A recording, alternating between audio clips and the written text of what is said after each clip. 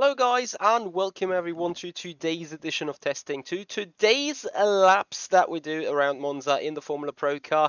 We have done some goody work with a setup. We've done some goody work with dialing in the balance, hopefully, because we need to find out for today, not for today, for Monday, we need to find out whether our car is exactly performing as we want it to. And for that particular reason, disclaimer, it's going to be perhaps again a bit of a boring stream, but it's going to be at least a stream for you guys today. We have to do laps, we have to do long runs, and we have to get our inner performance out. So guys, I welcome you to today's edition of testing. Thank you so much for joining, and I think it's time to go out on track. And while I'll load up the setup and everything for the car, you guys enjoy a little bit of a trailer.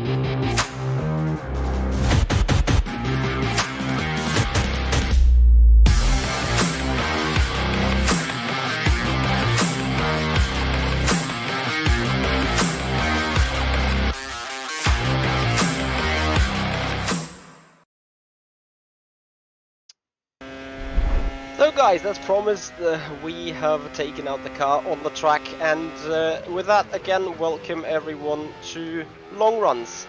Long runs are boring, long runs are long. Okay, I'm sorry, that was a bit... Let's say they have a high duration. But long runs are necessary because every race is a long run, obviously, and that means we need more confidence, that means we need more pace, we need more running in these long runs. And on that note, I welcome you here on our out lap for the first of many flying laps and a pit stop. So loads of testing is going on indeed. Formula Pro, the most important racing that we have going on at the minute right now. Yeah, and with that said, it's everything that you need to know actually. Again, for me, very important today is trying to keep the rear tires in check, trying to keep these rear slidings to an absolute minimum, while hopefully still having competitive lap times.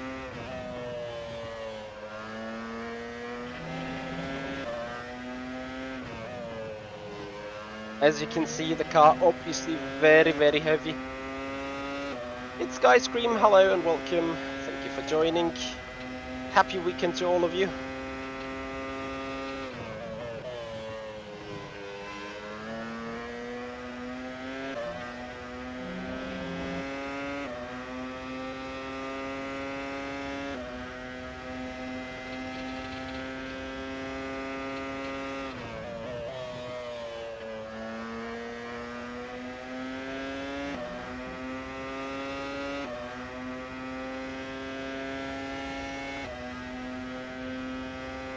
So we're starting with a 122.8.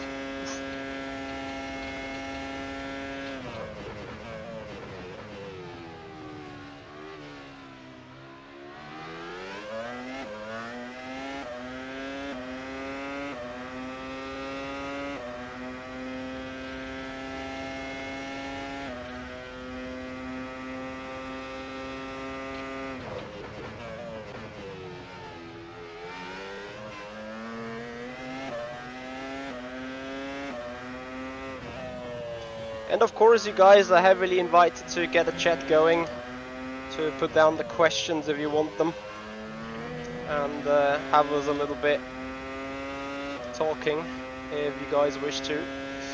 Kuba, welcome. Oliver, hello. When is the new wheel coming? Well, it got a delivery time of up to 8 weeks, so I have ordered it 2 or 3 weeks ago. So there you go. Will take some time still.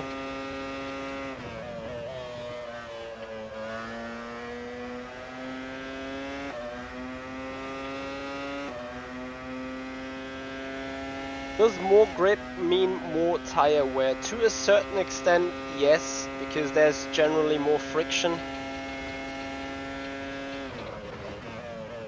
And obviously you're running much higher cornering speeds with more grip. So yeah, you could speak a little bit of a correlation there.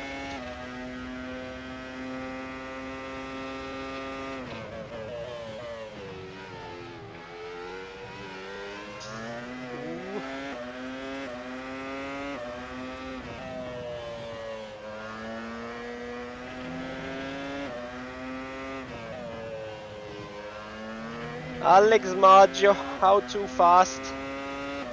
Well, keep watching.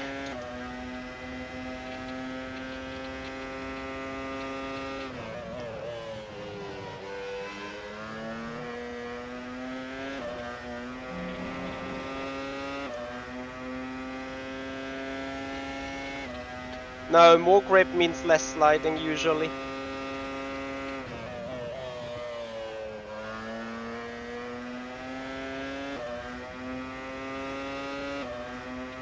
But you have more load on the wheels and tires, obviously. So in that regard, yeah, that means more wear.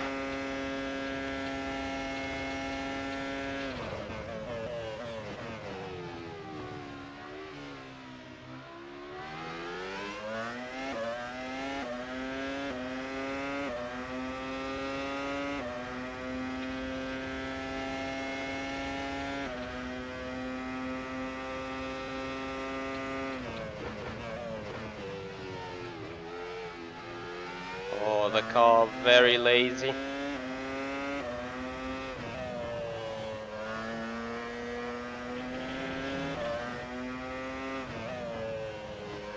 To me, most important in this test actually is consistency. So rather, like obviously at the beginning there is a little bit of a drop, but you want to have consistent lap times.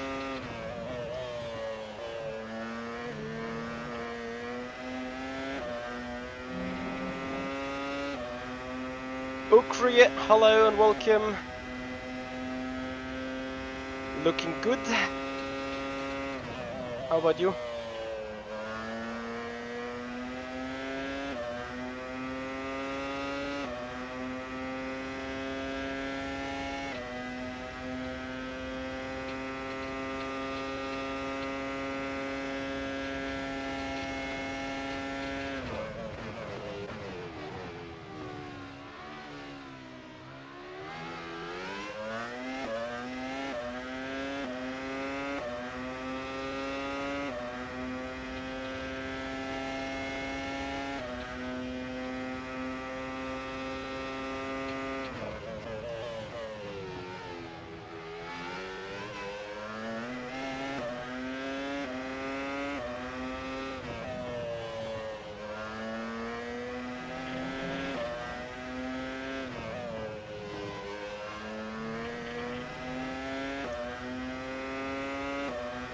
That's great to hear.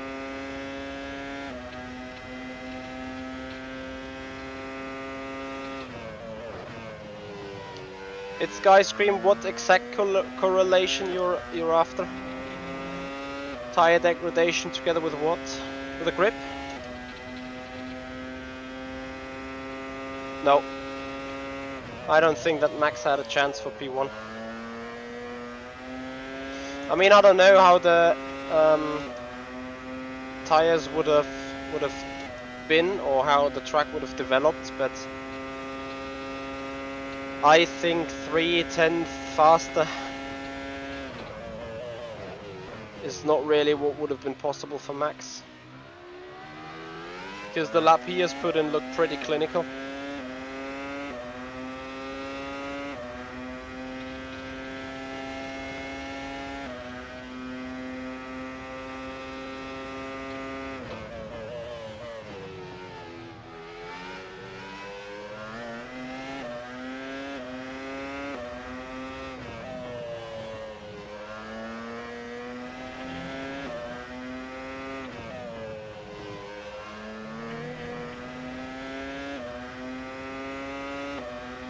It's difficult to say, like usually when watching the free practices I always had the impression that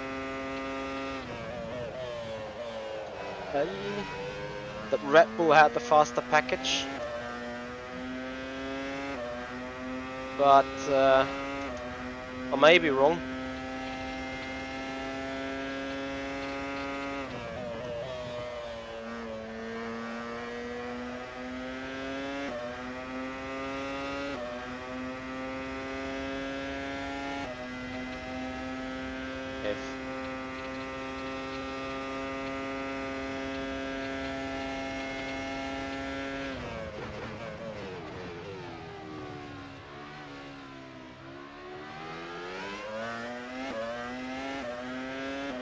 Hi Zabao, hello, welcome. Yeah, Mercedes has been interesting. I was surprised that in the end the gap was still 6/10, but on the bright side of things, it has been 9/10 before. So yeah, I agree. Mercedes is, but like what has happened the first time is Mercedes had the highest top speed of all of them, and they even had higher top speed than Red Bull, which finally shows that the car philosophy is working once they got the porpoising under control, which now they have. And I think they now saw the one or other issue with the other cars. I am not particularly sure whether we will see a Mercedes at the very front end of the grid at some point, but they surely have found stuff.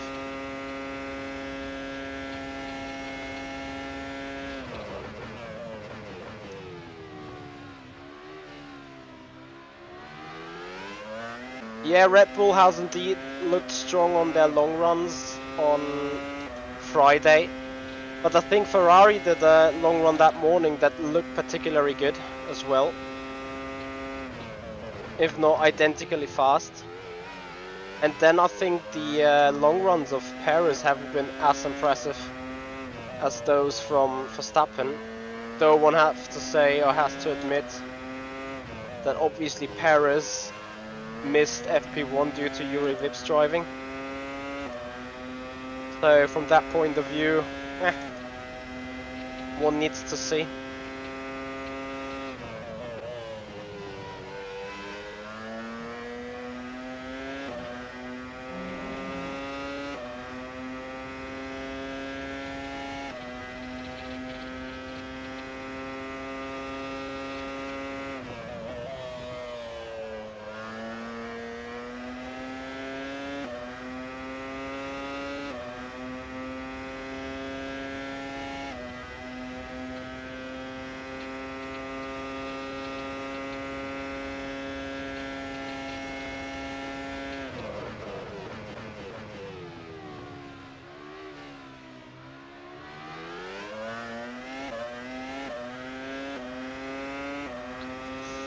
Kind of locking up into this first turn.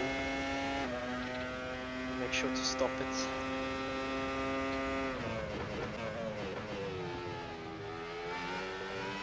Beautiful chicken.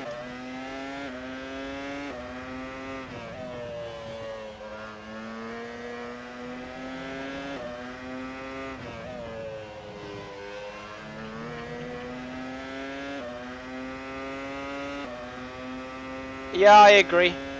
I'm actually expecting maybe even 3 stops tomorrow. Certainly 2 stops. Like, the hard tire is pretty useless from what I've heard. Then the medium is probably to be the right race tire, but the soft doesn't really last long enough. The question would be if the hard tire maybe operates well in the high temperatures. But what I've heard about that hard tire is that it was like complete dog shit. But then obviously I'm not part of the engineers and stuff, so I can't know.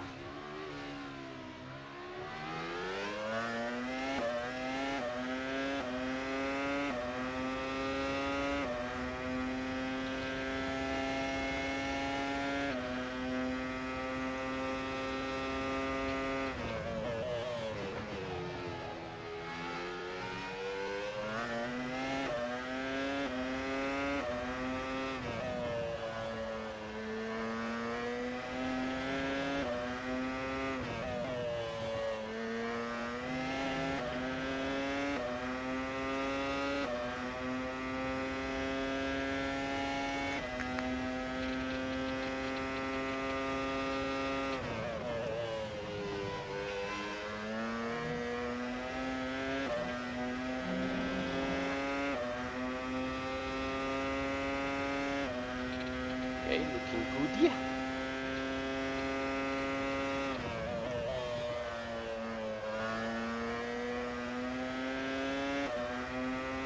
So about that consistency, 22.8, 23.0, 22.8, 22.8, 22.7, 22.8. That looks alright, that looks okay.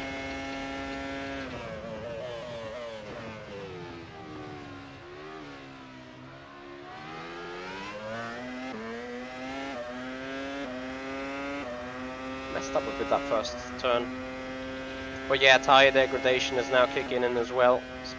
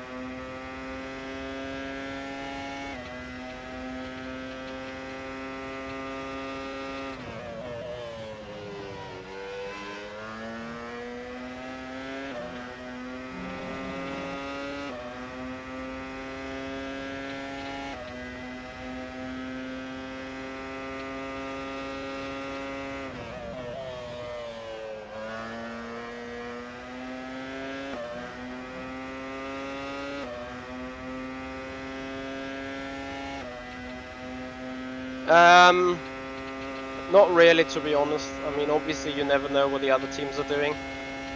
I'm very much aware of the fact that other teams have now the chance to obviously have a look what I'm doing. But,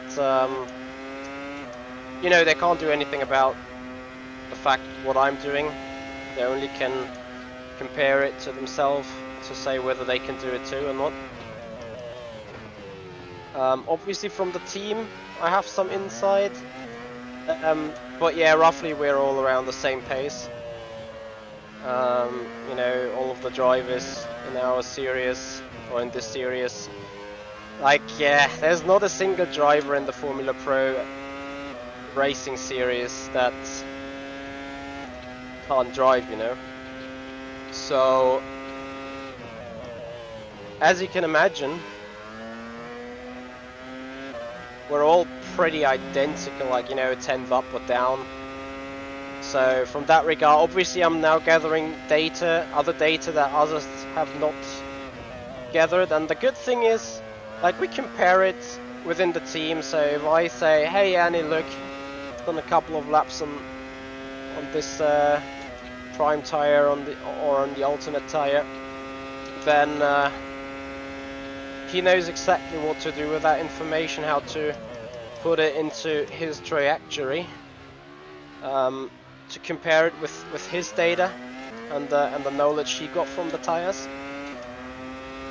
And by comparing the both data sets, obviously we're in the position to reverse engineer from my performance here on this stream, let's say.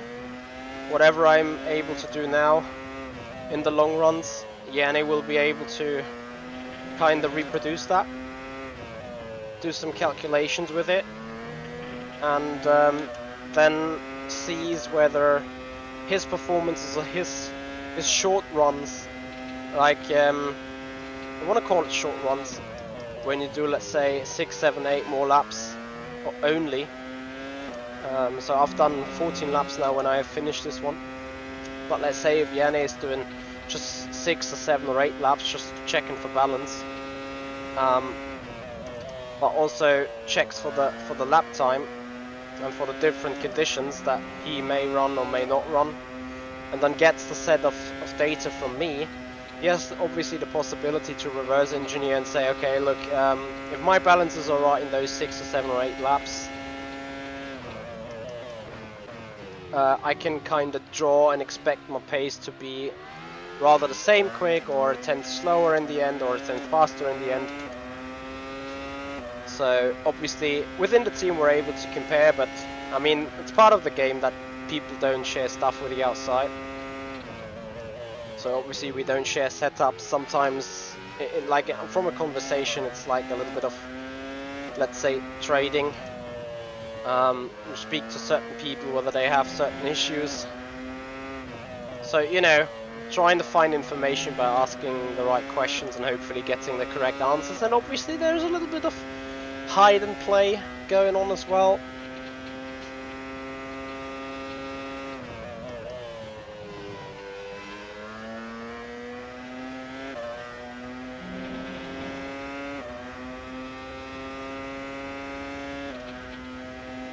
It's Guy Scream that this not something that you can just say for, like, per se for any open wheelers.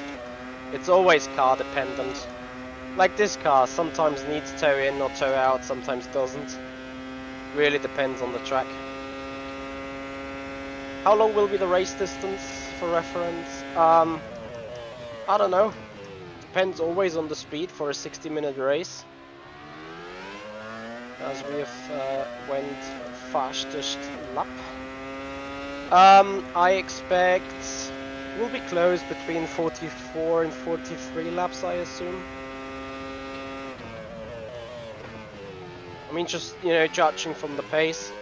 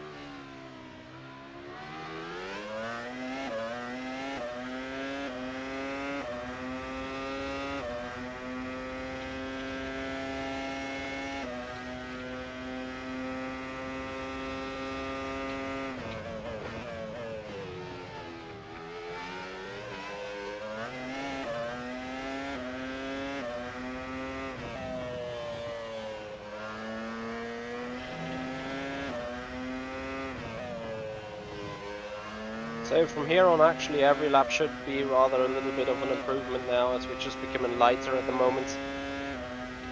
And the tires are kind of consistent from the feel.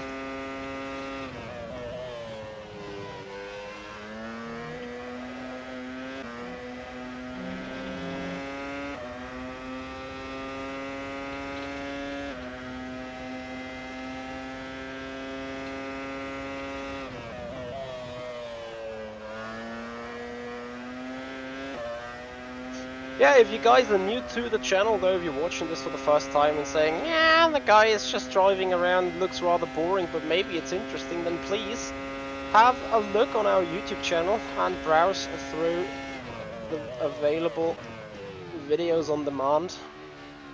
We have some shorts, some funny clips, we have some hot laps, we have some tutorials, we also have some kind of podcasts.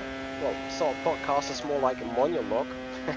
Me talking to a camera. It's called Mitch's Esport Diary, where you guys have the possibility to have a view on the backside of the esport competitions, rather than just seeing a race, seeing the action that's going on here on the screen. But also you guys will find out how I feel or how I think about certain things. So, if you're interested in all that, if you're interested in personal opinion and reflection and thoughts, and kind of bit of philosophing as well, then I think if you subscribe to the YouTube channel and check out the playlists about Esport Diaries, may not be an error for you guys. Stupido mistake. Too much talking, too little focus. Change it.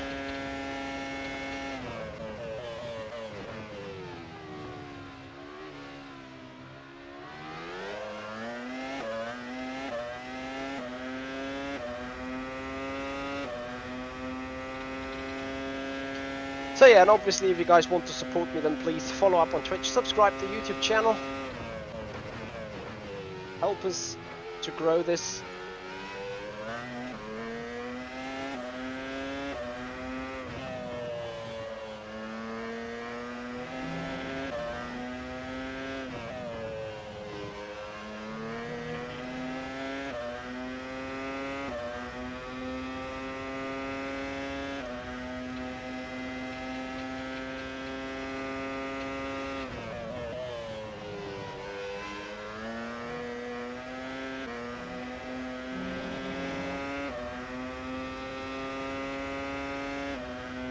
Wow.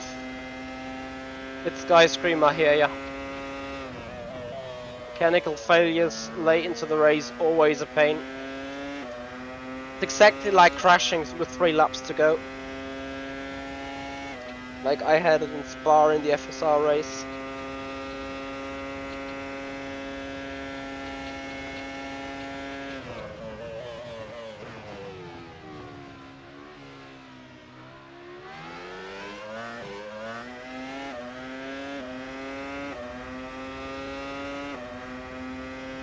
Yeah, they like, you know, 2/10 isn't much, and necessarily, wait,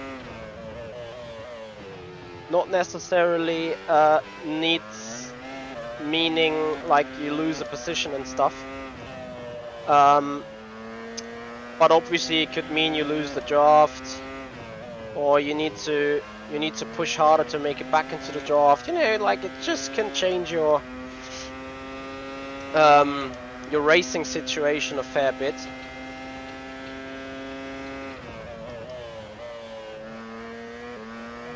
And obviously from that point of view, it's rather smart to not do the mistakes that I just did.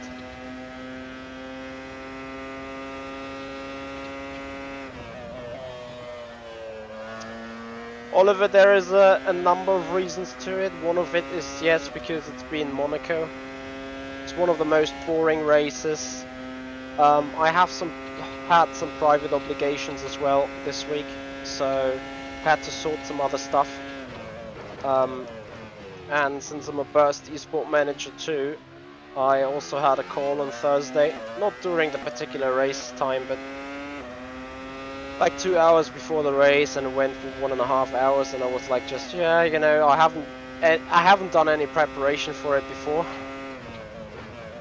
And with the other task here in the private area this week, I was like, you know, it's Monaco anyway, it's not like I'm going to enjoy it, so instead of just wasting my time, I rather focus in Formula Pro a lot more, because that is, after the Spa race, really was necessary.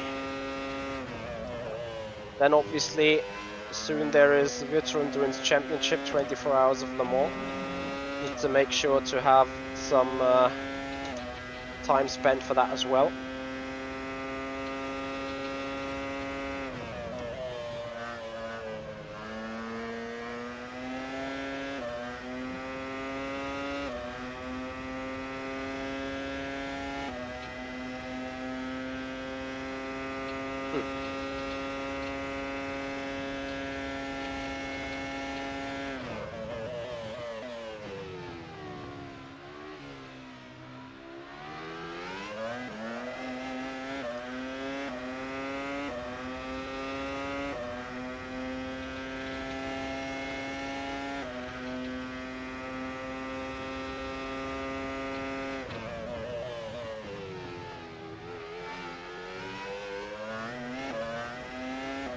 Hey Martin, hey Ruben, thank you guys for joining, welcome. Doing good, doing well, sweating a little bit. Sweating laps at Monza, sweating in my room, sweating in my chair.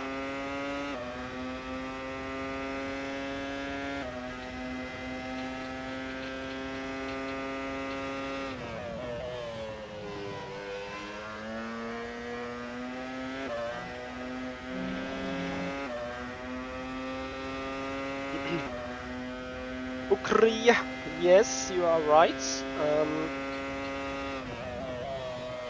That absolutely makes sense, and of course the car feels different in the draft. But you need to also be confident in the driving. I mean, it's very unlikely, but it could also be us leading the race, you know.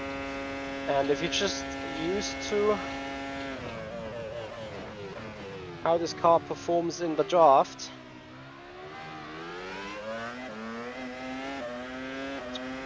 then you find yourself with a different challenge suddenly up the front. Not saying not knowing how to drive the car in those conditions then, but surely the feeling that you have from the testing or the knowledge is missing. So whilst I turn my long run laps now to both feel the balance, to understand the car, understand the tires, understand the long run balance, and also understand how the setup is working. You're not just doing laps and then look at the lap times after the stint. You also look at tire wear, abrasion on the front, abrasion on the rear, balance overall. Do you need to fine-tune something on the setup, stuff like that. You kind of debrief with yourself whether you were happy or whether you were feeling uncomfortable when doing the laps. So that's what you all do alone, and the best in clean air.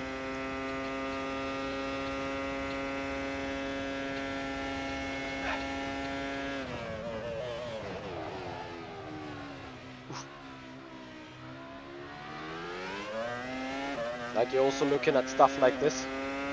Does it happen more regularly? Is it just a one-off basically? You start to compare how does the pace develop over the stint. Are you more limited by the fuel? Are you more limited by the tires? Could be different on a different compound, stuff like that. So you then pick your strategy, and then of course you do driving in the pack, driving with the guys, to feel the full dimension of what's going on with the car and dirty air and everything.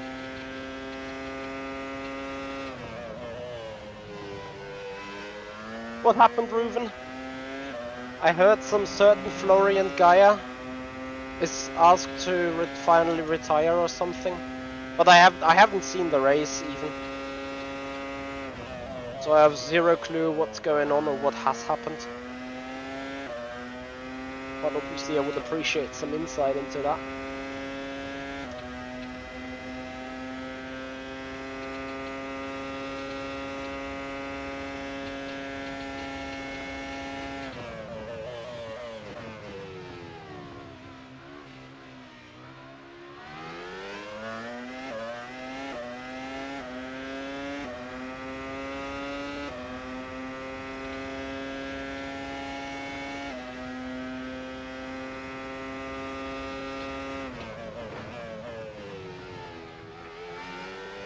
Now, interestingly enough, we only had a little bit of rain.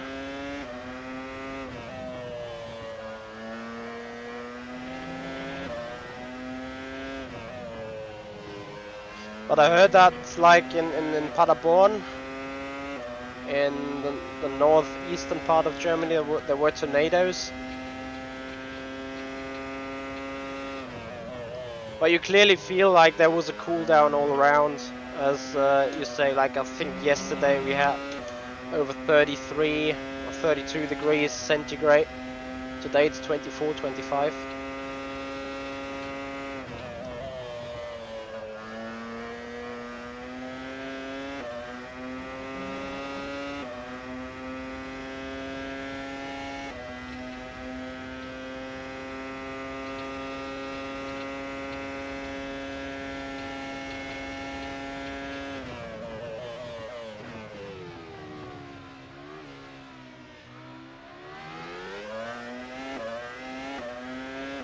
Oof. Yeah, sounds like a rough one, Reuven.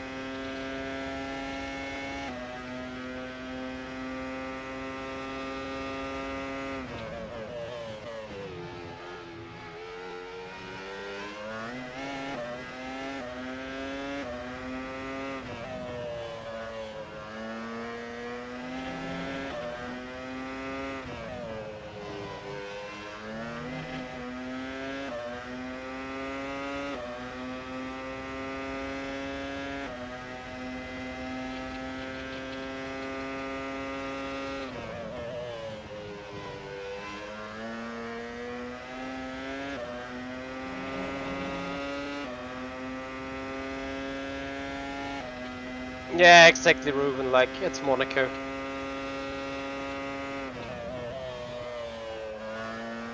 Obviously, Mlinek has been amazing on the tires, has been amazing on the pace and the strategy, so he's won it. It's not just about luck, but generally speaking, like, if you're not qualifying inside top 10, there's hardly any chance. really gonna climb up somehow. It's kinda everyone is on the same strat and stuff.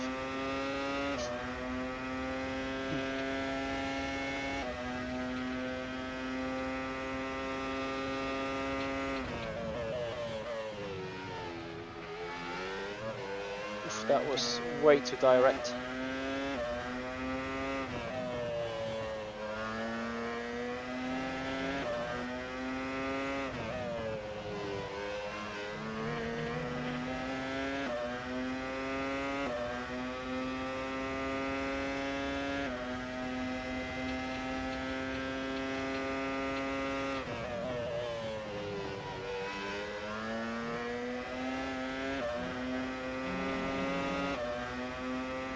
Hey there, Yamato, how you doing?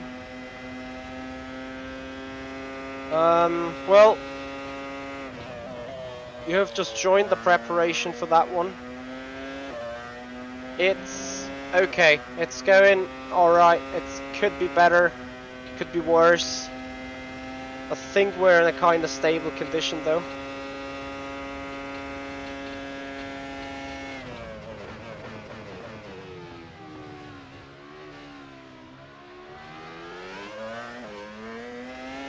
Like we've now done 27 laps, 25 of them without major mistake. So that's not too bad, I guess.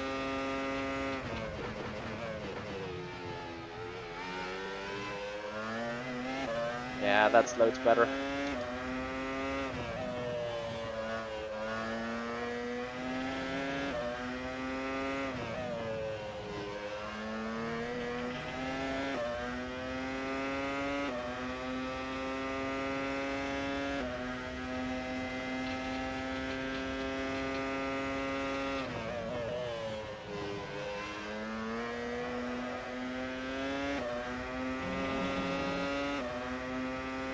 Exactly.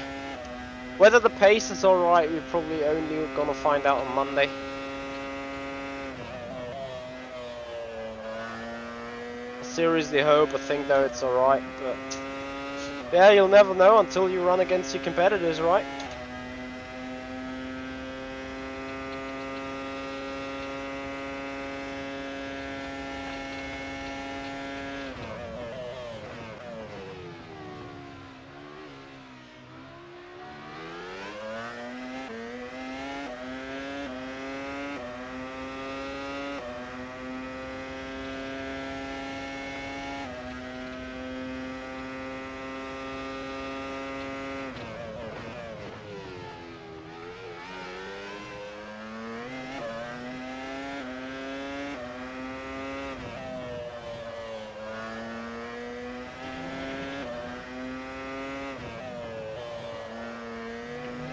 Ah.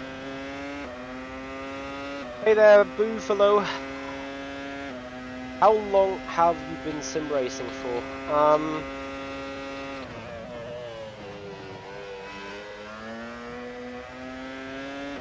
doing this for 16 years now.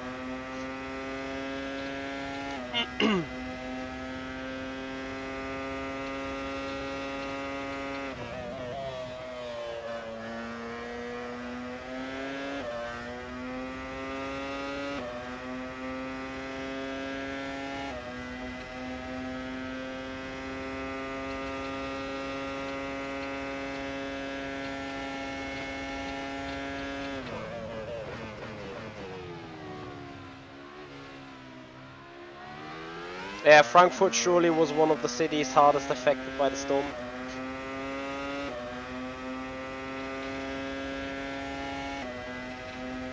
That's for sure.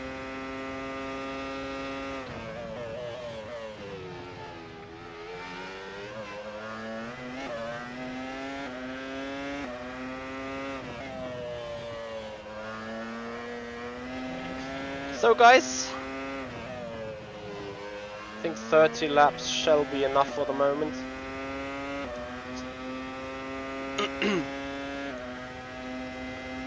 So we're gonna do box. Better say I quickly do a change on the car. and you guys again gonna quickly enjoy our trailer for the Formula Pro series.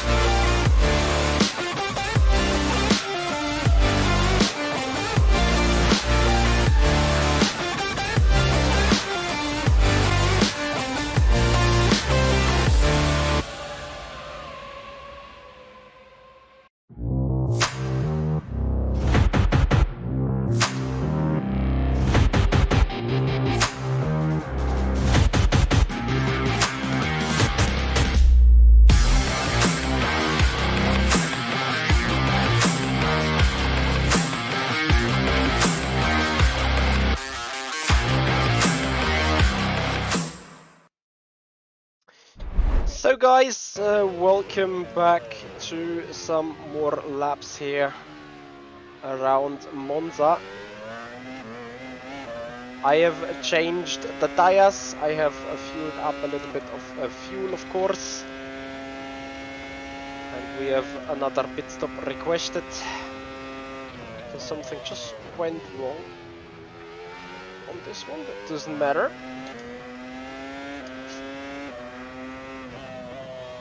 Car is lazy, oh my god.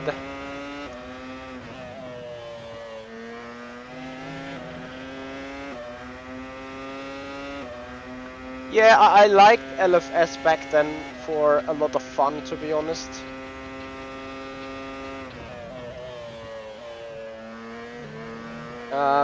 Like never did some serious sim racing on it, but I remember it was the first sim where I could actually burn the clutch. So that was rather interesting. Anyway, we're coming for another, let's say 10 laps or so. Fetch just a little bit more fuel and trying to give it a lot of performance and power again. Before taking it back to pit road again.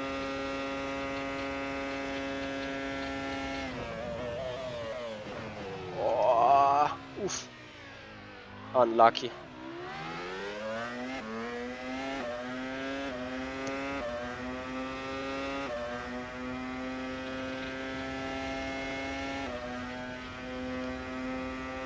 Hello, Holly.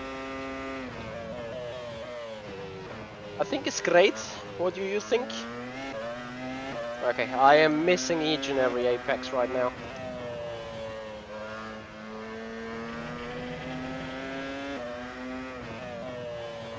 It's just such a different feeling when the fuel of the car comes down. It just goes gradually, naturally progressing, you know. And suddenly you just fuel up the car and it feels like a proper shock. Because of the fact that I think Ukria has mentioned, as he was amazed how good these tires are holding up. Yeah, indeed. They're holding up so good that when you pit for fuel and fresh tires, the heavy fuel is a shock. Yes, pit stop is mandatory. Also have to use 2 different compounds.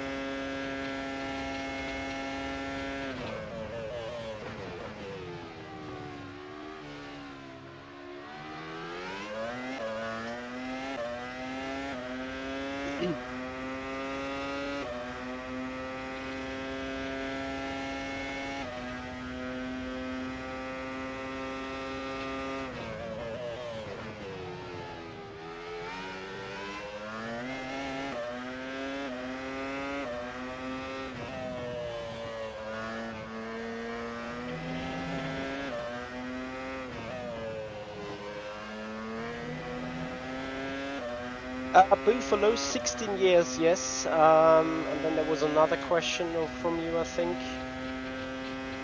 Oh dear.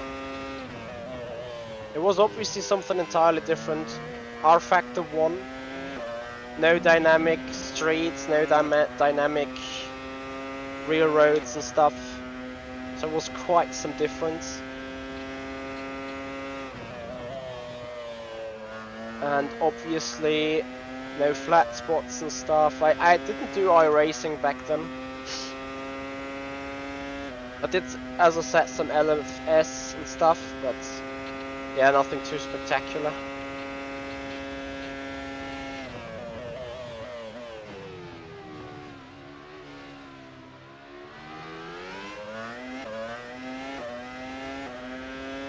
I also compete in different categories, like in 2 weeks time, Virtual Endurance Championship, 24 Hours of Le Mans season finale. You're gonna see me driving in a DPI then.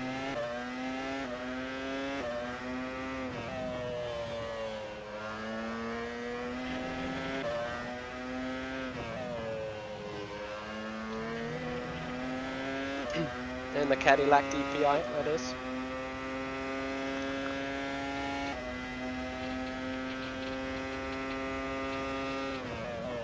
Antihero, I bought it directly from www.simulaye.com. Why are you asking?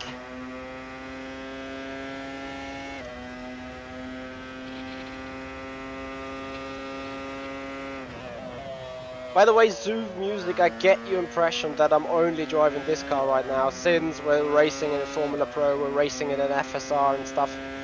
So it's always in and out the same car each and every day.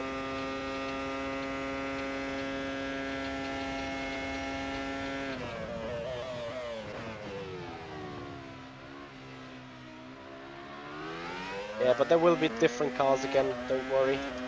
Antihero, if I give you a little bit of an advice, I haven't got it yet myself, but I've only heard good stuff of it. So if you're trying to invest the money, invest it to a GSI Formula Pro Elite, because I could tell you numerous things in that Akira that is just not worth it. But if you're a Mercedes fanboy and just so desperately want to have a Mercedes wheel, then obviously go for it. Laurent, simply because the graphics say we need to have it.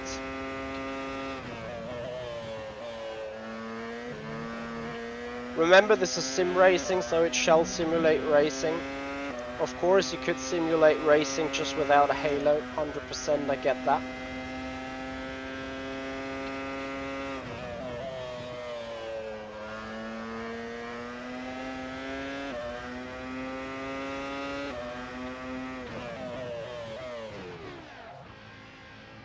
Awesome.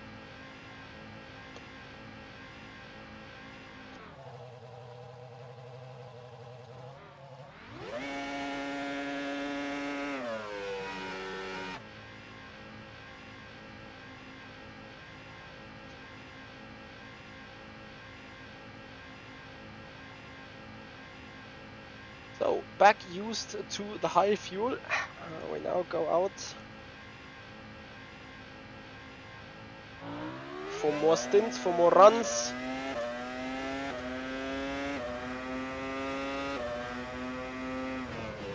Yeah, I am badly missing my Mercedes look on my rig, that's for sure. I always love the Mercedes style, Mercedes looks of things. But it is what it is, you know. Can't just use the visuals as I've heard the wiring inside the Akira shall be so bad.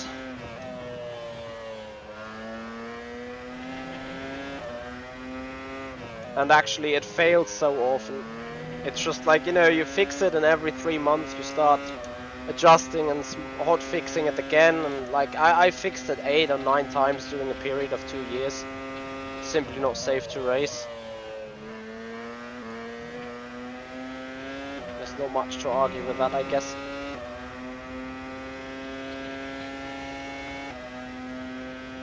I agree, Antihero, I agree.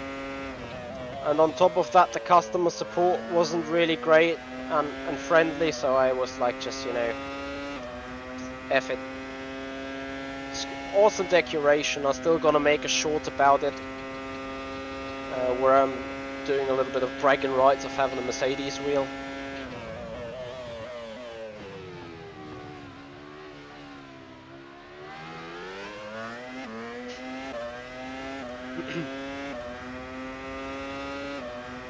but that's going to be about it.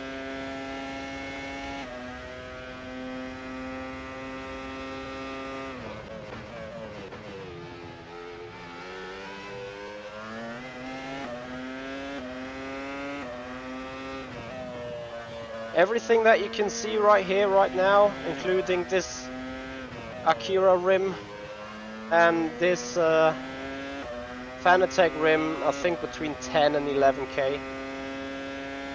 Also including the PC, although the PC is new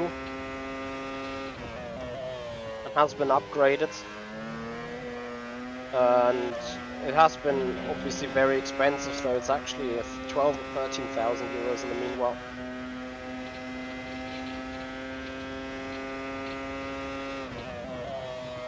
Hey, don't go wide, the Michi.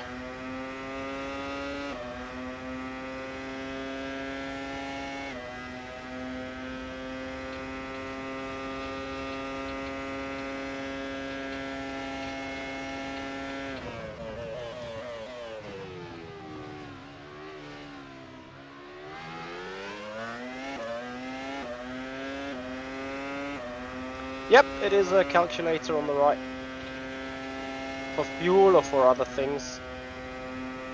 Only used when I'm racing alone. Or in the practice session when I'm trying to quickly have a thought, have an idea. Or just out of interest want to know some stuff. Such as like, okay, in the current lap times, what is going to be the race distance and stuff. So that's the only reason why it's there.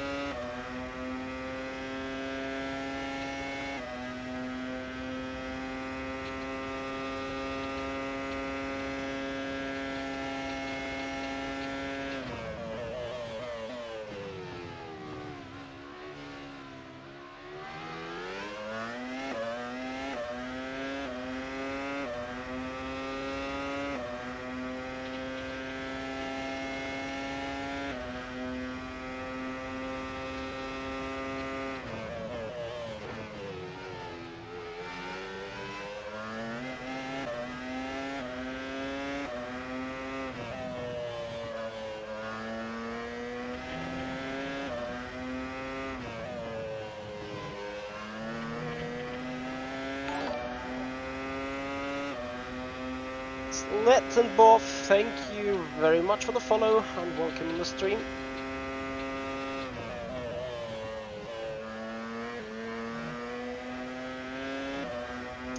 Yeah, and if you guys appreciate the content, please make sure you not only follow on Twitch but also subscribe on the YouTube channel. Also, make sure to check out our link tree. I'm trying to get 1,000 followers on TikTok.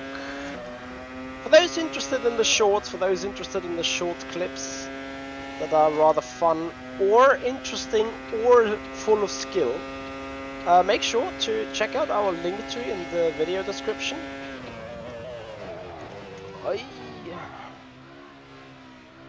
And make sure that you jump on our TikTok profile, give us a follow, as I'm trying to reach 1,000 followers there on the TikTok channel. We only got 60 so far. Unlucky, I guess.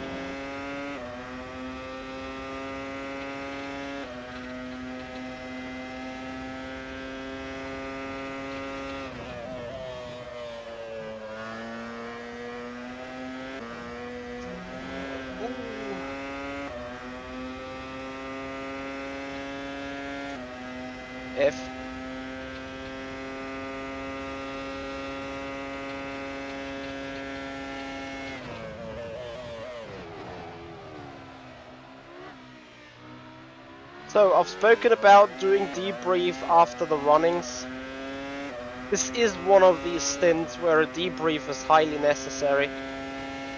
Because now I start to have issues braking for turn 1. And a bit of them braking for the chicken.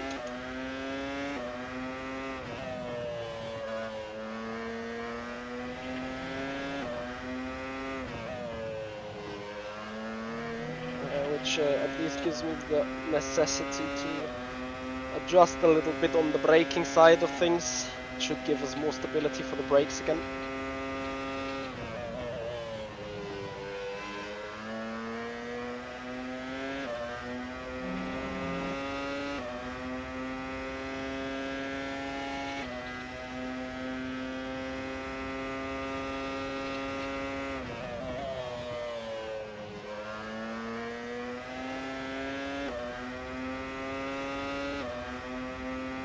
This is obviously a rather bad lap again. Yeah, just too much time lost in the first turn.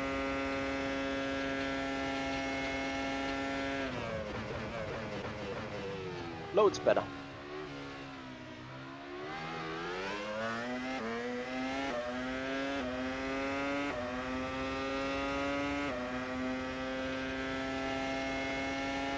And immediately you're not lacking those 2/10.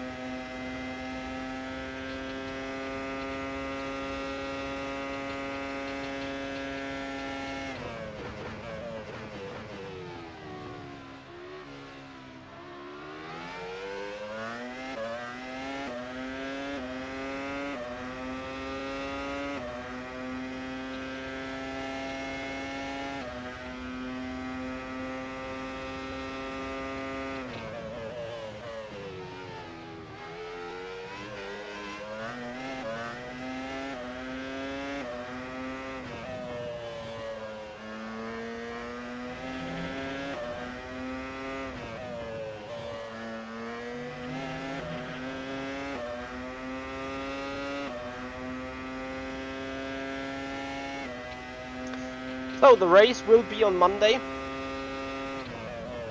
19:30 Central European Summertime. Stream will go live. This stream will now redirect you directly to that scheduled stream already. So once we are done with testing here, just need to stay here on the stream and you'll be forwarded to the already scheduled stream.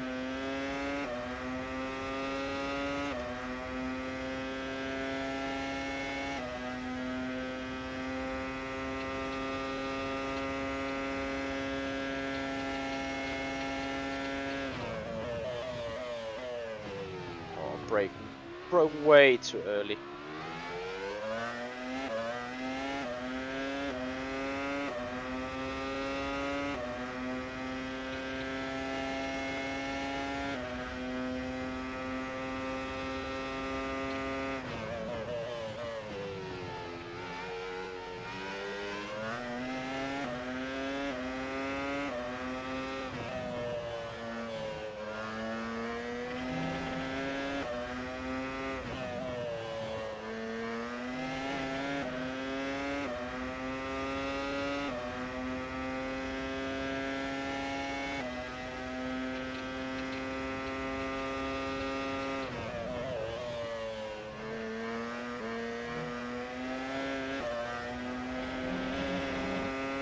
Sag mal.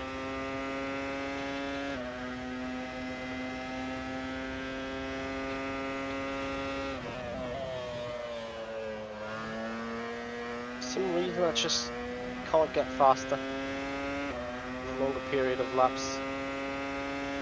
But I should be able to.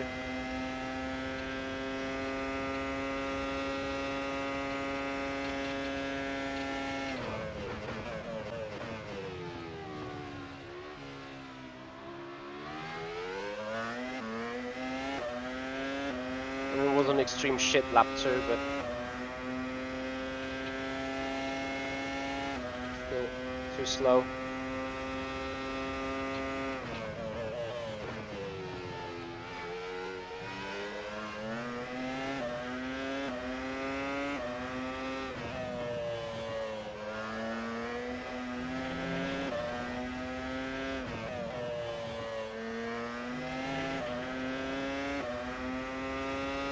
Norman Robinson, greetings from the Bermudas Islands too. Or to the Bermudas Islands, basically.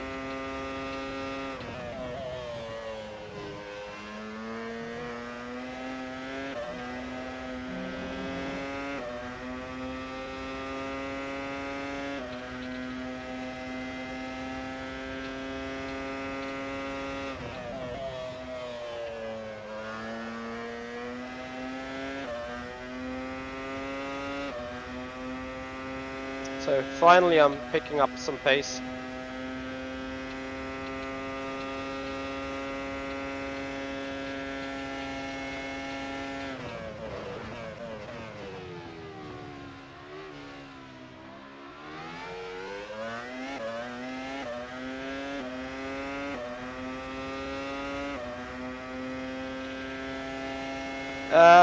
Burst as an organization has approached me in 2019 to do one guest race with them, and I've done well there, and they used to be an iRacing based team at that point, but the guest race obviously was an rFactor too, so they were looking for me as a one-off, so to say.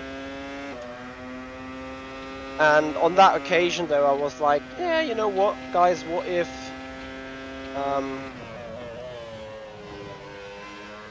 if I could get some 3 or 4 guys around me, around my level to join Burst 2? Would it be an opportunity or possibility to open an rFactor 2 squad on this team? Like, you know, to just get into the next area. And then he was like, yeah, what kind of people we're talking about? Yeah, well, we'll say no one less than Gene Simoncic, David Mrozek and Robin Panzer. Well, we got the guys on board. Literally like, turn. Yes, amazing.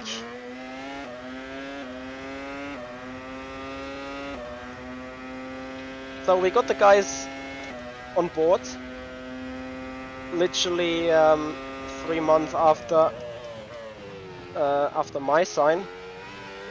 And then in 2020 I built this rFactor 2 squad, and arguably things have gone amazingly well ever since then. It was a kind of mixture of both. You can say I co-founded the rFactor 2 department of the team, but effectively they have approached me.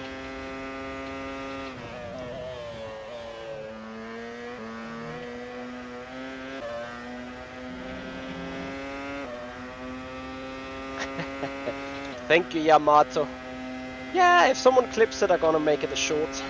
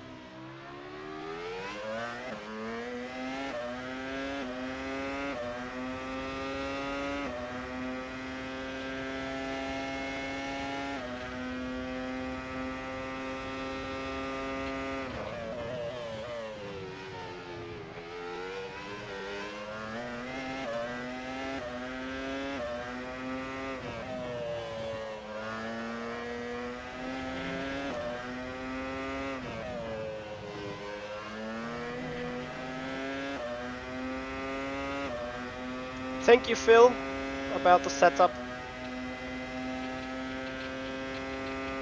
And also for acknowledging the questionable side skills besides driving. But is a good indication, like obviously not sliding while talking, but while talking still being somewhat quick and consistent, although if I look into my consistency, 0.6, 0.8, 0.4, 0.4, 0.6, 0.4, we delete the 0.8 and then it's consistent.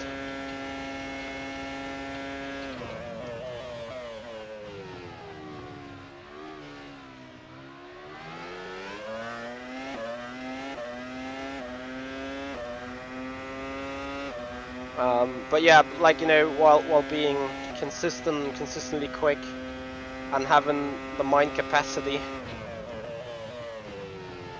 to tell you guys some stories, that indicates that I am pretty happy with the balance as such.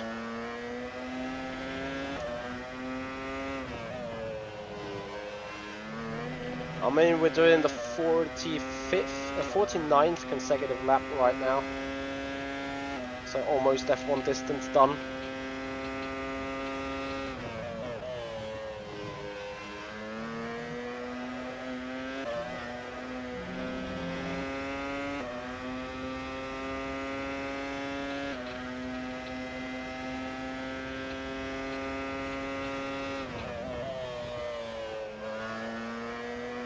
I appreciate your words, Phil. I mean, obviously Monza is a little bit more of an easy one from that task point of view, as a lot of straights, but especially with this car, I mean, look at how strong brakes it got. Literally 110 meters, I mean, obviously commentators curse, but literally 110, 120 meters to break the car down from 340 to 70 or 80, whatever is the entry speed into turn 1. Obviously that lap is cursed, but okay. RIP.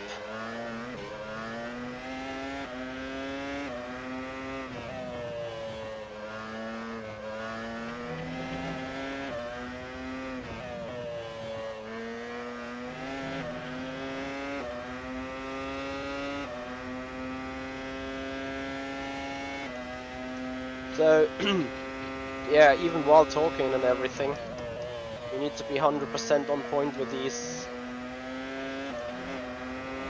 brakes. So speaking about the consistency, we've done another 0.4. This will be another 0.8 probably, or even worse. So I need to start getting performance back into the car.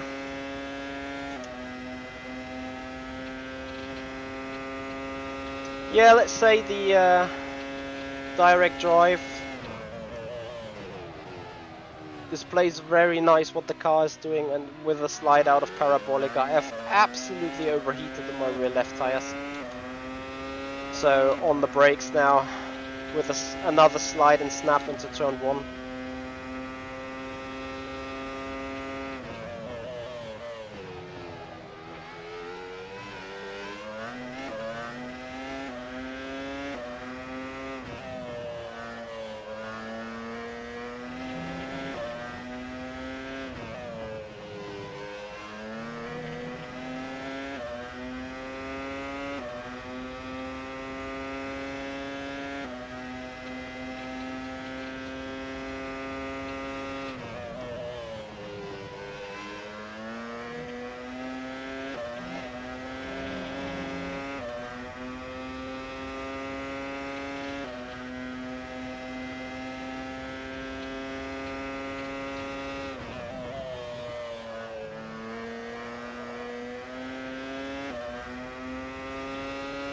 Yep, there is a way to modulate the engine brake. I've already done that. And to be honest, I want to stay in the value where I am right now, because basically otherwise I would be too lost on it in other turns.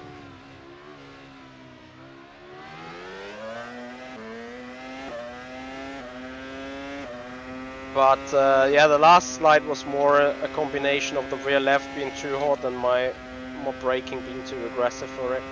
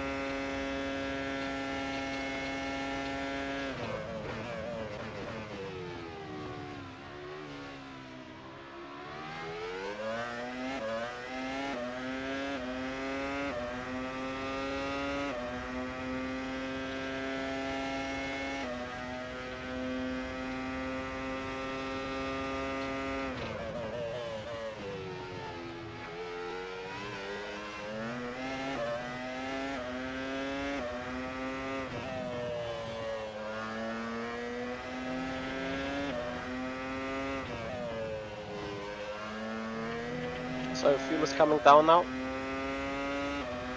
which means we're finally starting to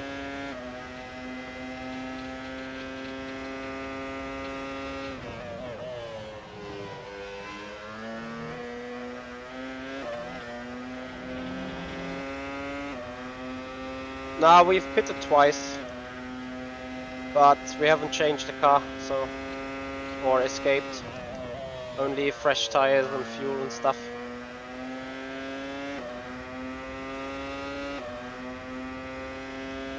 After 275, we're now doing the 320. Now let's see how long these tires keep up.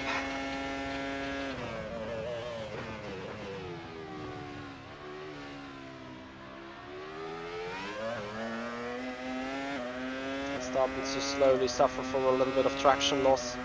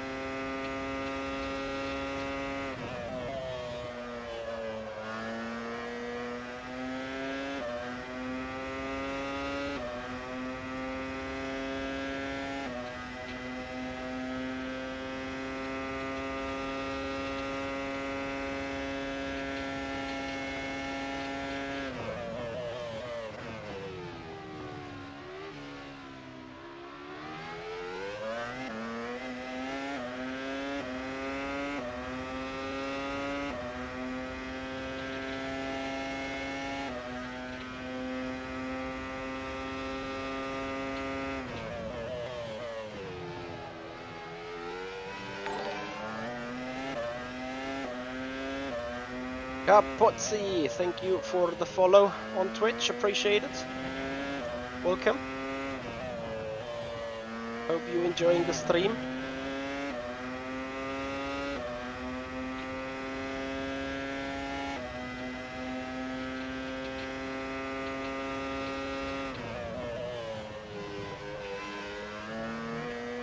And again guys, you do me a massive favor if you also subscribe to the YouTube channel and follow up on TikTok and Twitch, as we're trying to get 1,000 followers on the TikTok channel. So I need your help for that. That is for sure.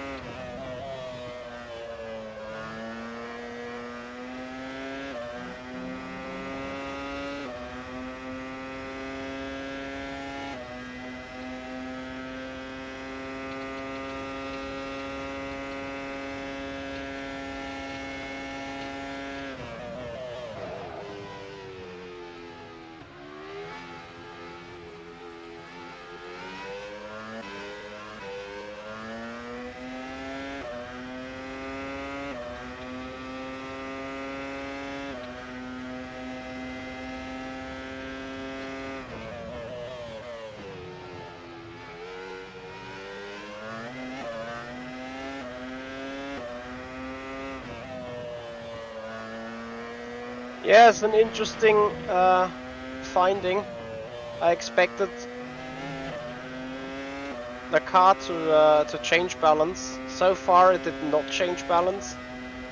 Although if I'm looking at the tires, I got to admit that they haven't worn particularly hard just yet, so that may still come. Obviously, mistakes aside and stuff.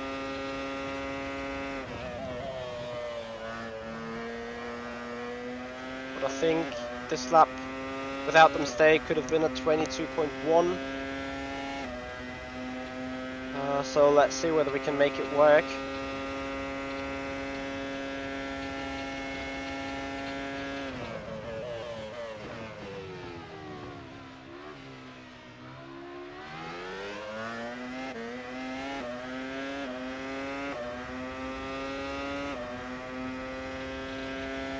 Hey Matthew, week has been good, has been busy but good.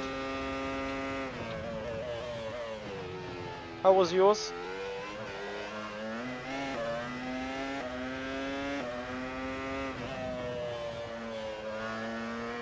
No, I'm running the soft.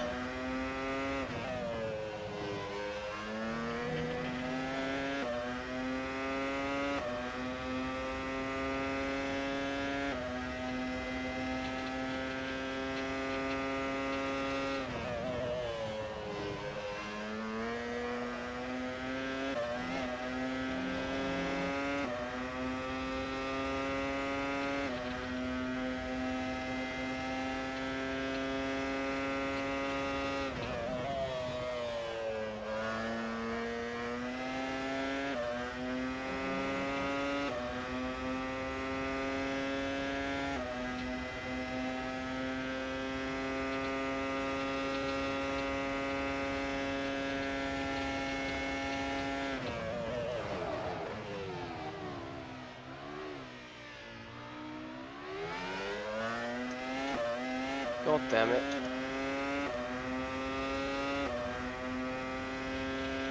Yeah, but they are giving up now.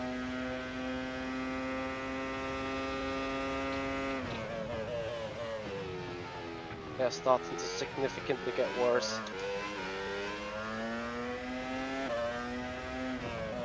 I have driven race room already, but currently got no time for it. much stuff going on the rFactor 2 side.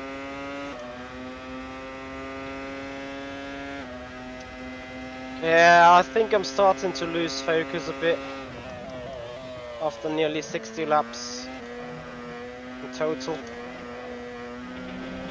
Especially with a Formula Pro car, you need to be so on point, literally at all times.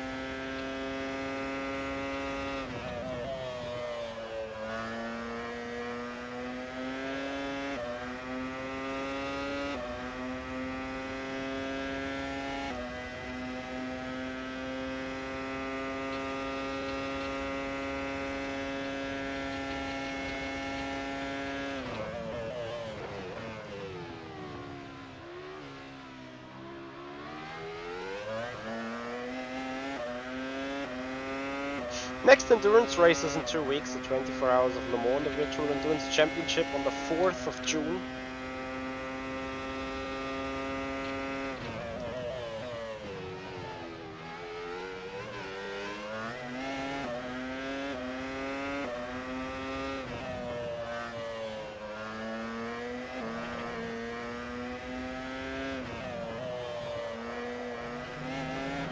It's not like tires have cliffed, but I am not quite sure whether they still have the ultimate speed.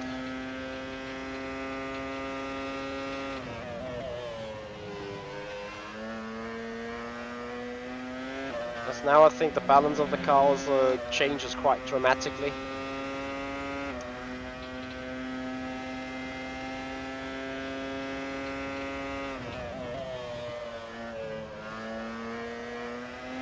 Let me try and push it.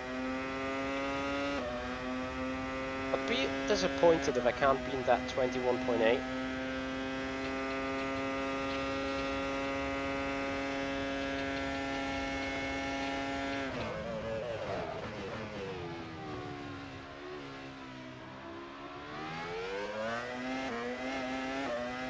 Oh yeah, but rear traction is about to give up.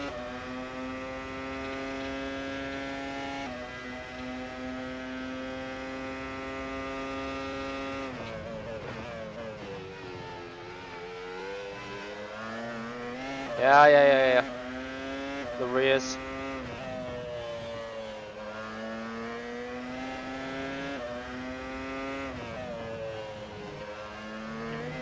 The rears are considerably saying, hello, we don't want.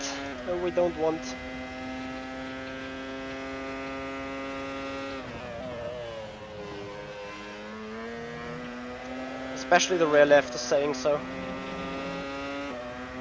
Rear right is still kinda okayish, but the rear left is nothing critical.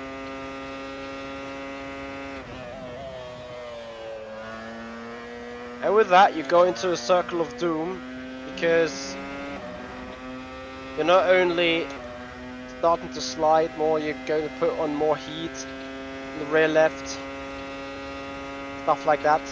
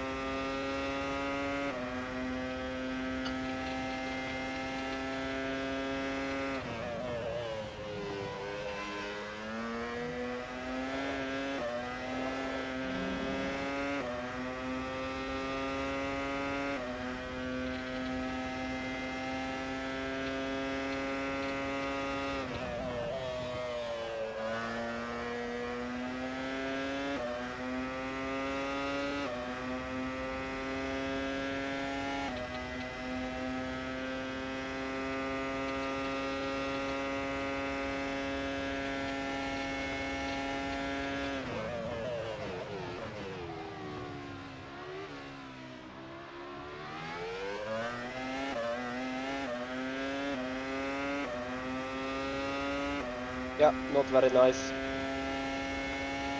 And I need to think about what to do with them. Ay, ay, ay, ay. Ah, too many mistakes now.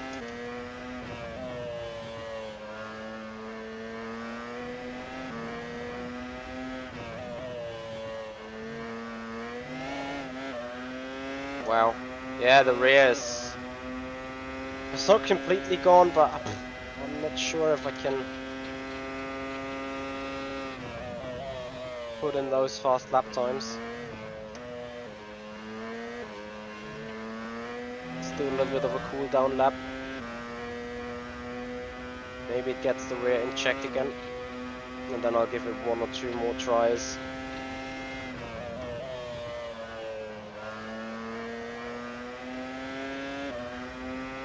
And otherwise I'm just gonna go box again.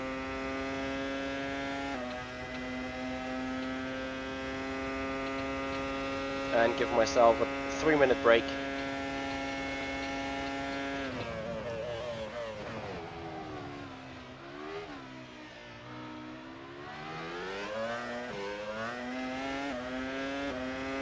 I'm gonna solidly make it reliable on the second sector now. What happens? Second in Ascari. Let's see, 4.5 tenths back.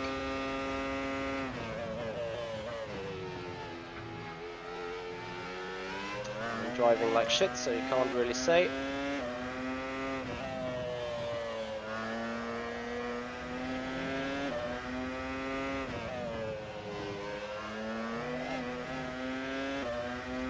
The rear's not happy. She's not happy at all.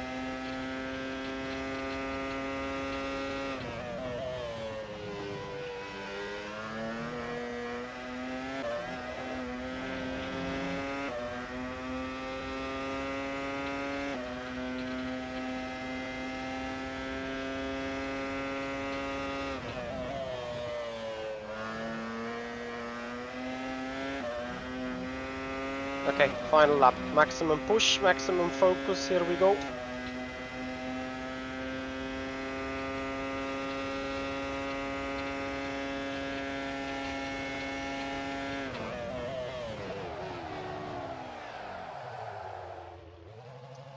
I think that's a proof that the tire doesn't want to anymore.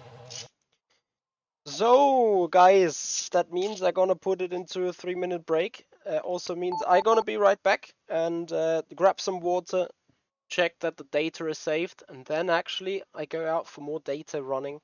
So yeah, stay tuned. We will be right back.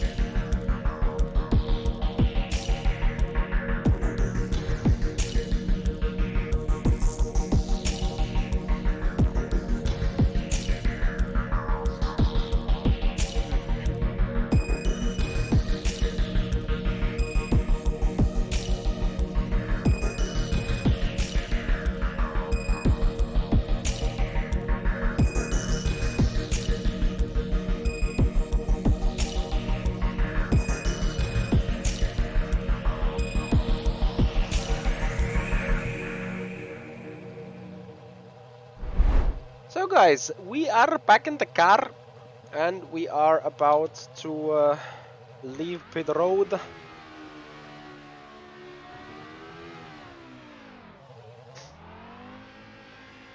And now it's time for us to do another short long run. Not as long as the other run, but still a long run. And very important, we're gonna do that with a practice start.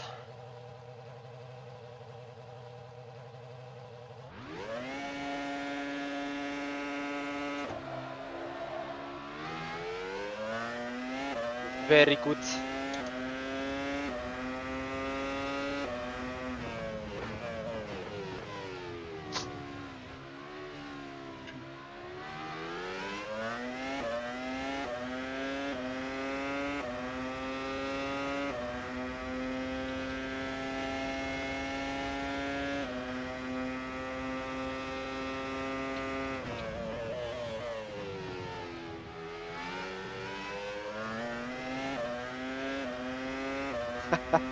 Yeah, Mato, I appreciate the words really, but I don't think that 65 laps of long run isn't that entertaining.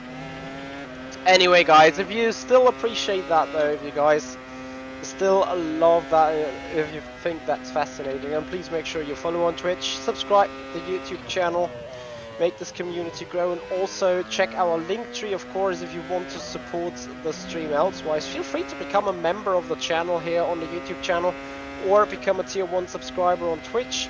And if you even feel like that there is more in the serving, then of course any donation is greatly appreciated. Donations will run into the reinvestment of the stream, so I'm planning on getting a new camera. I want to fix and upgrade my audio at some point, so stuff like that. That is turn where donations money is being saved at. But anyway, let's not talk about the money, let's talk about what happens here on the track again.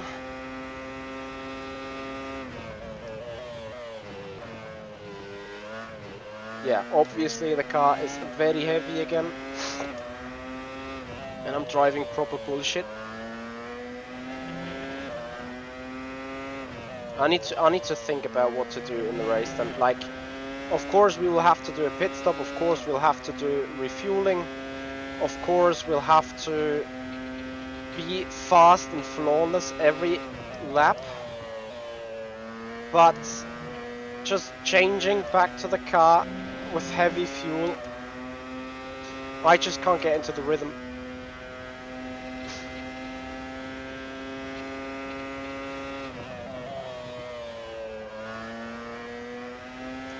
Thank you, Phil.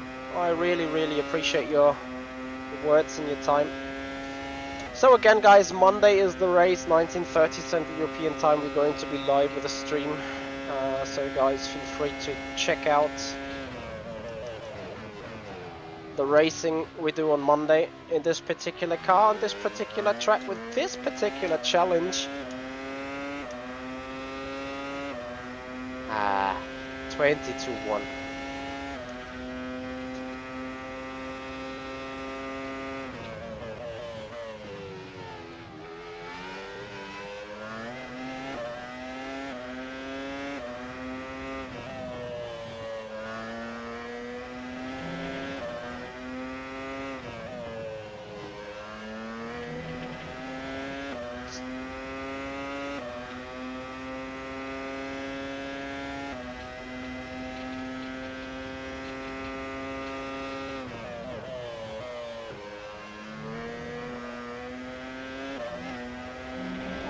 Turn.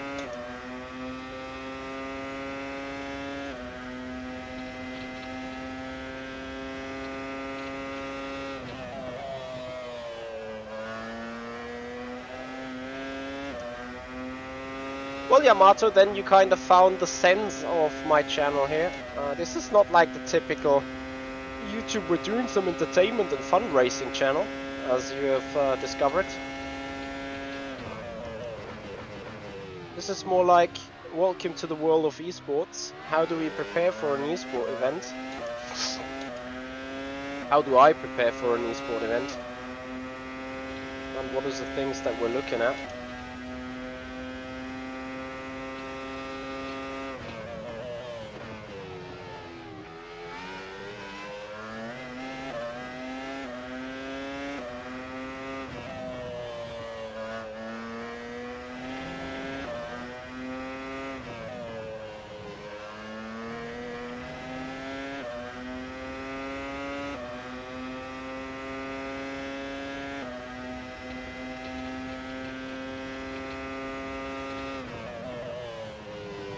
Ah! Mitchie! F. Come on. Stay on it.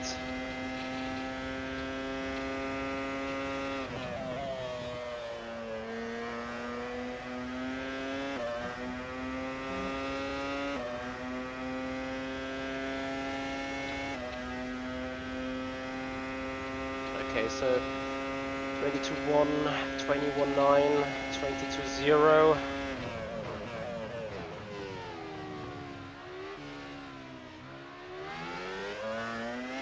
All those laps there or thereabouts. But I feel like I'm lacking, I'm lacking some performance.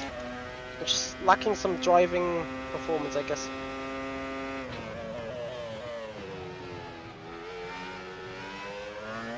There is more time in everything.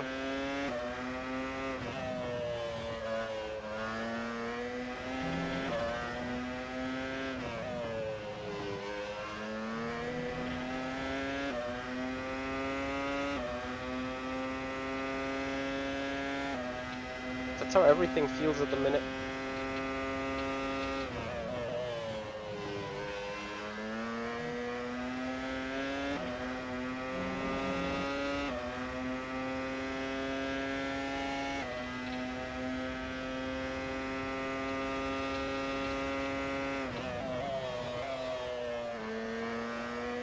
Ah, next mistake.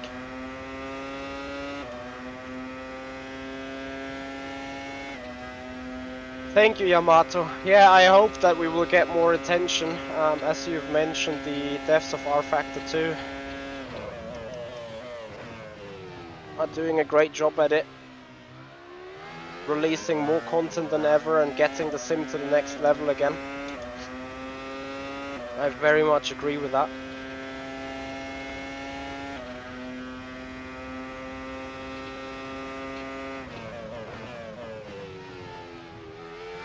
I wouldn't be worried with MSG, to be honest. Remember that Motorsport Games is also owned by Motorsport Network, not only by the shares and stuff. You know, so let them shares be bad. I think it's Motorsport Network that will financially back them if necessary. And as a matter of fact, rFactor 2, as I already mentioned, like releases as much content as never before. So there are devs working, there are more devs working than ever before on rFactor 2. Which just shows that financials, or generally like the belief of future, is certainly not a topic there at Studio 397.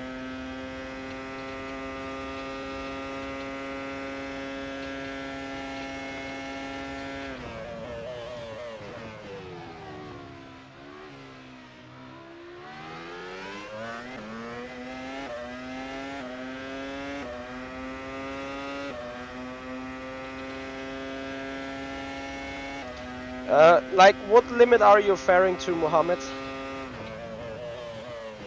Obviously, as you've mentioned, you need to drive this car in a specific range, in a specific window. You can easily overdrive it then. And you feel that limit by looking at the tires, how are they abrasing, by looking at the balance, how is the balance changing, is like the understeer increasing, is the oversteer increasing, is any kind of balance characteristic changing over the course of a lap, or over the course of continuous laps. And if that is the case, then you are over the limit. But if you can drive consistently, usually I'd say how I am doing right now, so I'll check whether I'm consistent. 20-1, 21-9, 20-0, 20-0, 20-0, and now 2 times 20-1, so rather consistent. Then you are kinda on a limit, not necessarily the limit, but on a limit. So within a certain range, I drive the car consistently. But obviously I feel doing a mistake here, doing a mistake there, and then doing these lap times still. That obviously tells me if I stop doing the mistakes, but driving the car on point within that range, within that window, then I know that I'm not on the limit yet. And I mean on the limit of car abilities and so on. Boyan, I agree, rFactor 2 has indeed the best FFP ever. To me it's the most complete sim when it comes down to physics and everything. Hello Zoff, how you doing?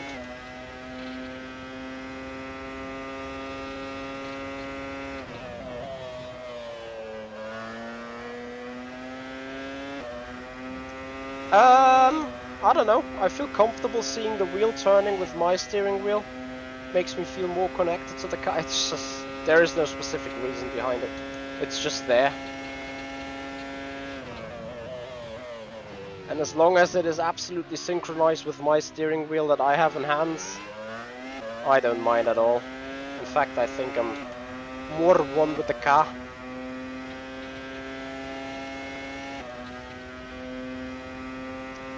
Hardik, hello.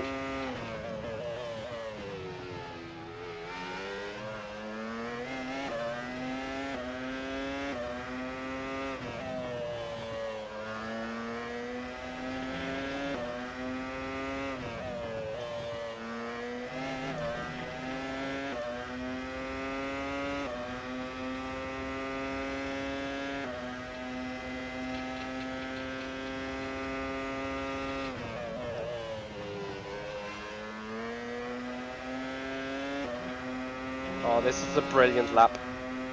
But this is exactly what I mean now. Let me finish it to completely explain. Yeah. So, you know, I've done 22-0, 22-0, 3 times 20-1, and now it's at 21.9 without actually changing something in the driving, but just being more on point. So that explains a lot about balance and about what is the limit of the car.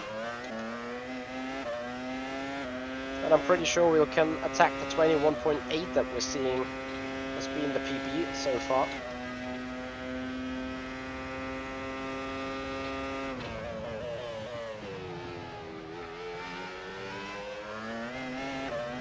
Car feels amazing now. And this is what makes this car so enjoyable. Like, yes, it is the most hardest. No, it is the hardest. What is this with the most and the grammar lately? It is the hardest car on rFactor 2 by a long mile. It is extremely hard to drive. It is unbelievably hard to set up. Like, every even so small change of things on the setup completely changes the balance, completely changes the long run performance, and that makes it so difficult to set up and so difficult to drive. But when you get it right, when you get into the rhythm, when you get into the flow, when you drive it on the razor's edge, but it's sticking, but it's fast. Ah, that's such a rewarding feeling.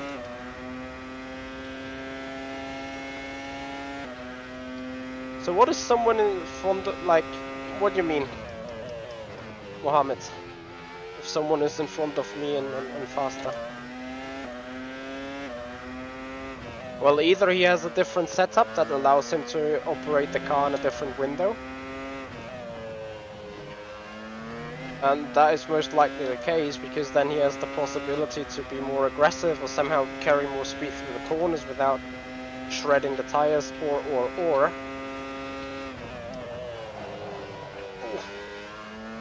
could also be the fact that he's simply overdriving the car but somehow can control it. Or he's using too much tire and then drops in pace later, or is simply faster than me. I'm not the most skillful person in the world when it comes to sim racing, otherwise, yeah. I mean, okay, I'm a bit skillful, but I'm not the likes of Wickfeld, Hui, Siggy, whatever. Otherwise it would be P1 everywhere. And as you know, I'm not.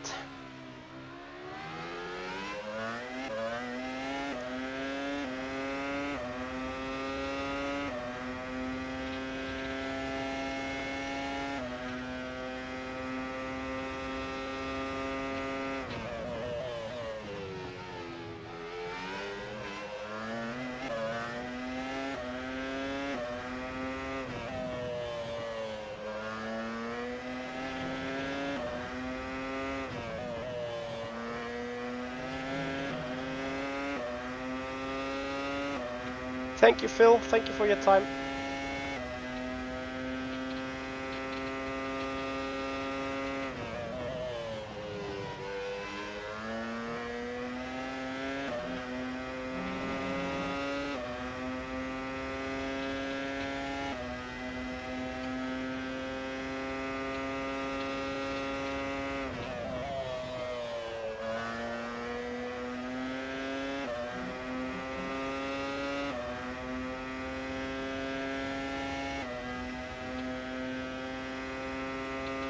Come on, I wanna be faster.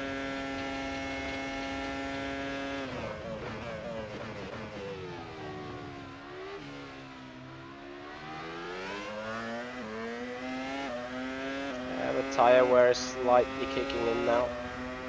Not saying it's getting worse or bad or anything, but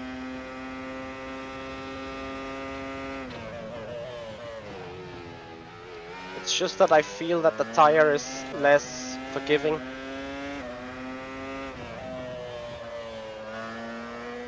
So I need to be more on point, and I cannot lean the same way on it.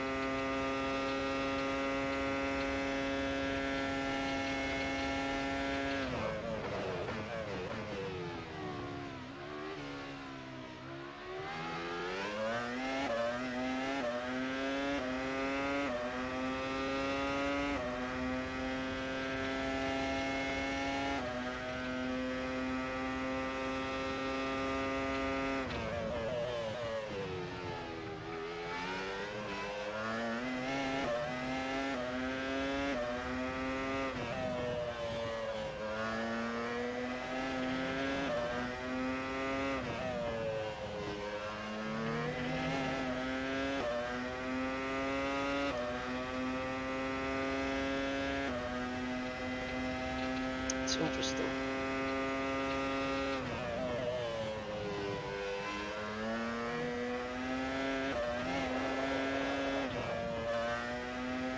Ooh. Oof.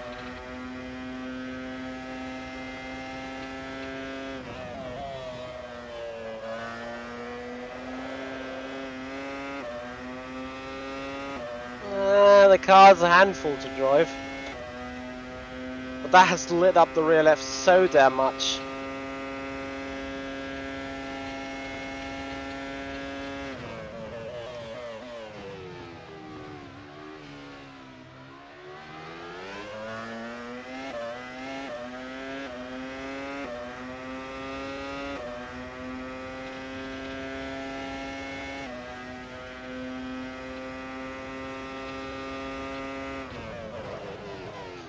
Yeah, guys, all fairness, I think I'm done. We're gonna go back to pit road and I think call it a day. That was oof. Like, oh.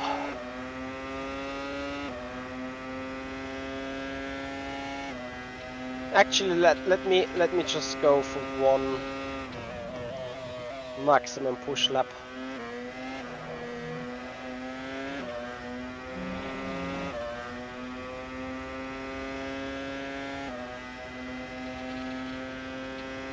Will just mean we're gonna test pit road.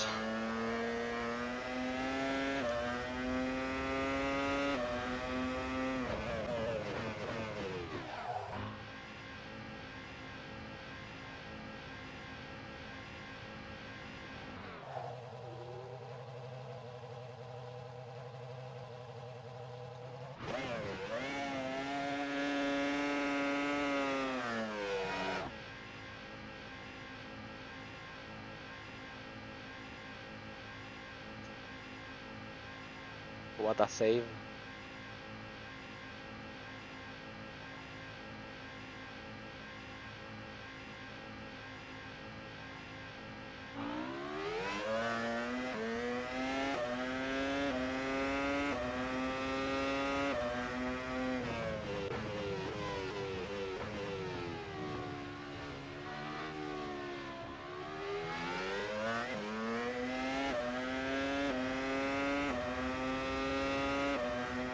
So, one push lap, kinda qualifying drive.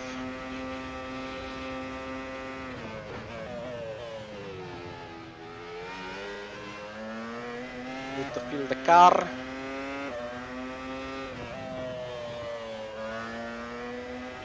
Need to push the car. Need to hit the apexes, need to hit the braking points and everything. And then we have completed 80 laps in total. That should be a good effort. And we only had one bigger spin or two bigger spins, so that's great.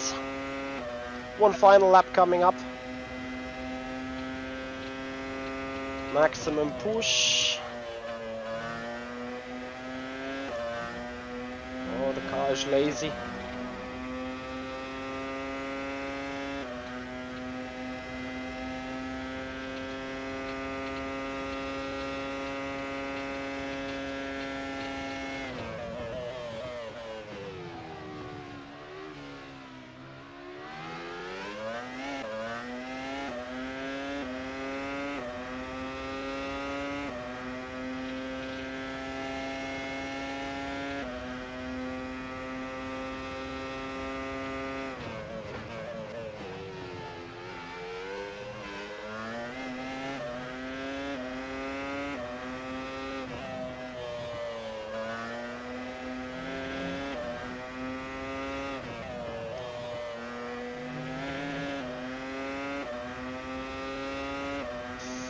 There is half a tenth surely.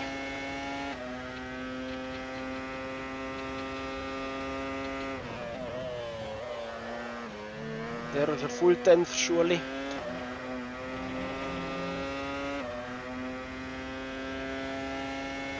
Let's see if a second lap is allowed.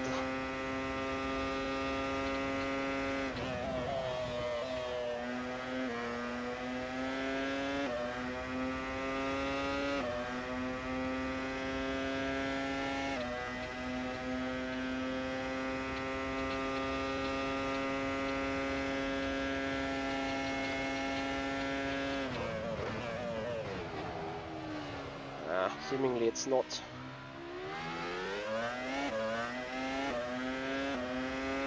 we're lacking a tenth.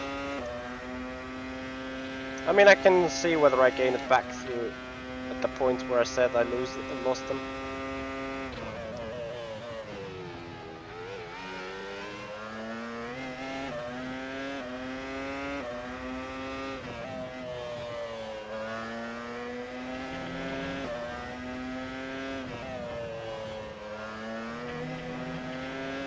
Yep, that is a 10th. Roughly a full one.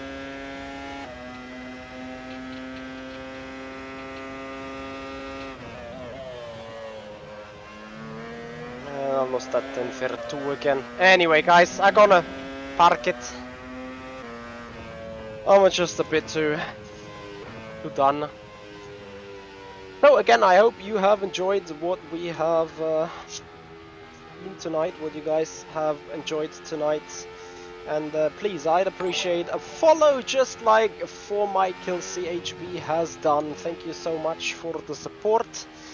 And yeah, for those of you not yet subscribed on the YouTube channel yet, for those of you not followed on Twitch yet, make sure to hit the follow button and subscribe to the YouTube channel. Also make sure to check out our TikTok for shorts and fun videos, and also some skill videos. You're gonna see some, you know, slides and stuff like that. And yeah, I hope you will enjoy additional content over there, guys. Thank you so much for your time. Thank you so much for watching. Hope you have a nice Saturday evening. Hope you will enjoy your weekend further, and then hopefully we see each other Monday for Formula Pro race, guys. See you there, and goodbye.